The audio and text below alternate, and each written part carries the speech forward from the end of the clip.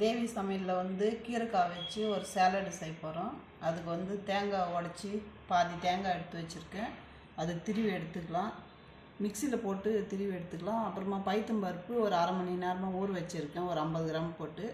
கீரைக்காய் தோலெலாம் சீவி எடுத்துக்கலாம். எடுத்துகிட்டு பொடியாக அரிஞ்சிக்கலாம். அரிஞ்சிட்டு எப்படி செய்கிறதுன்னு காட்டுறேன்.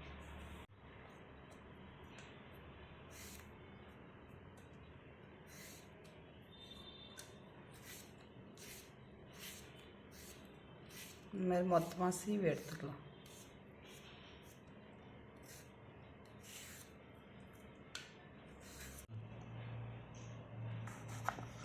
பொடியை அரிஞ்சிக்கலாம்.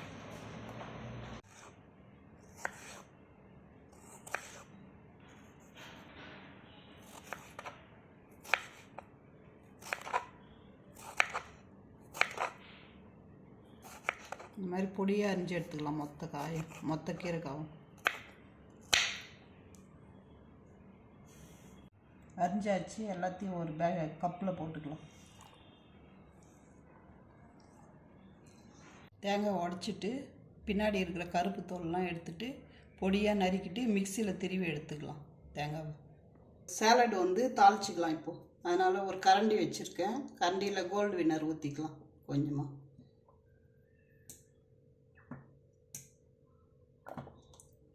ஒரு 4 ஸ்பூன் எண்ணெய் போதும். எண்ணெய் கொஞ்ச நேரம் காயட்டும். எண்ணெய் காஞ்சிச்சு. ஒரு அரை ஸ்பூன் கடுகு போட்டுக்கலாம். இப்போது கடுகு பொரியட்டும்.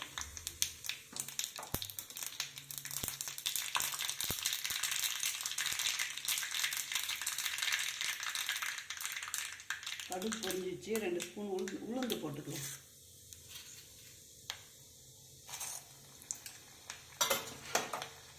போட்டு வறுத்துக்கலாம்.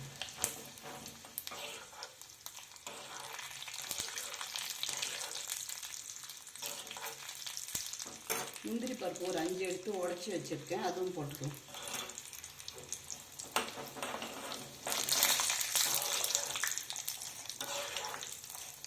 வந்துடுச்சு. இப்போ ஒரு 4 பச்சை மிளகாய் கட் பண்ணி வச்சுருக்கேன், அதுவும் போட்டு வதக்கலாம்.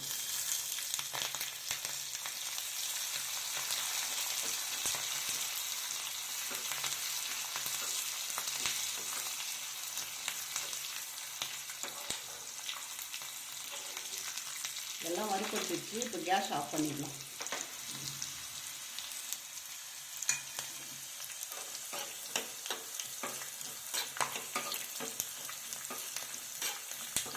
இப்போ அந்த சூட்டில் வந்து பைத்தம்பருப்பு ஊற வச்சுருக்கோம். அரை மணி நேரம் ஊற வச்சுட்டு தண்ணியெல்லாம் வடித்து வச்சுட்ருக்கேன். இப்போ அதை எடுத்து அந்த சூட்லேயே போட்டு கலந்துக்கலாம். கேஸ் எல்லாம் ஆஃப் பண்ணிட்டு தான் போடணும்.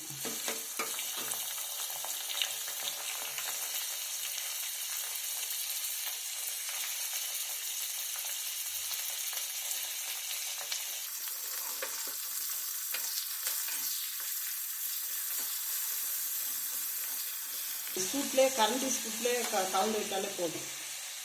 கேஸ் எல்லாம் எரிய தேவையில்லை.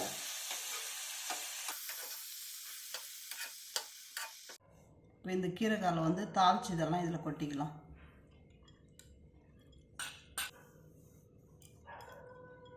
தேங்காய் துருவி வச்சுருக்கேன், அதுவும் அதில் போட்டுக்கலாம்.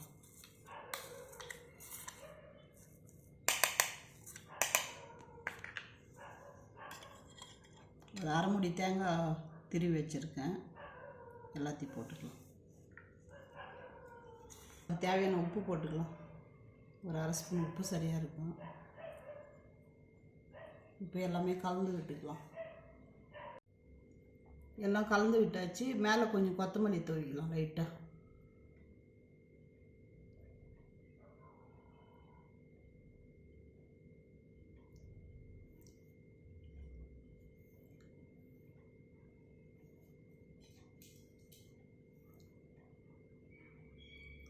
அவ்வளோதான், கீரைக்காய் சேலட் ரெடி ஆகிடுச்சு. நீங்களும் ட்ரை பண்ணி பாருங்கள். உங்களுக்கு பிடிச்சிருந்தால் லைக் பண்ணுங்கள், ஷேர் பண்ணுங்கள், சப்ஸ்கிரைப் பண்ணுங்கள், கமெண்ட் பண்ணுங்கள்.